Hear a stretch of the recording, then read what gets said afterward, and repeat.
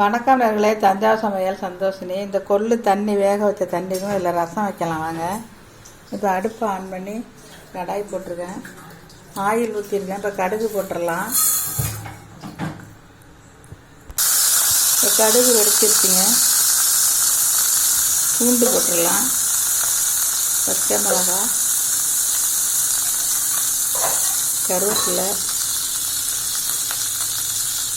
பச்சை மிளகா 2 போட்டுக்கலாம், பெருங்காயத்தூள்,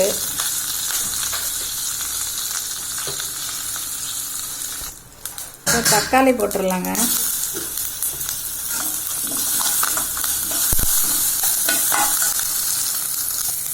நம்ம உப்பு போட்டுடலாங்க தேவையான அளவு.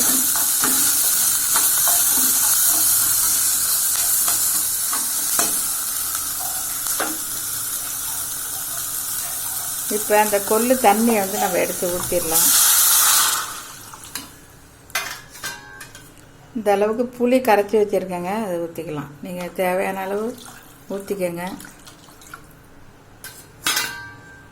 மஞ்சத்தூள்,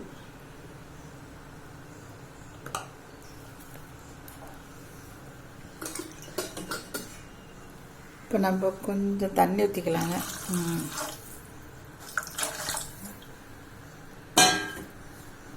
நுரைச்சி வரும்போது இறக்கிற வேண்டியதாங்க.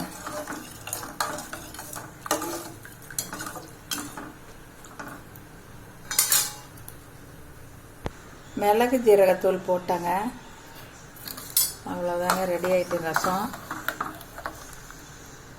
வேறு பாத்திரத்தில் மாற்றிடலாம்.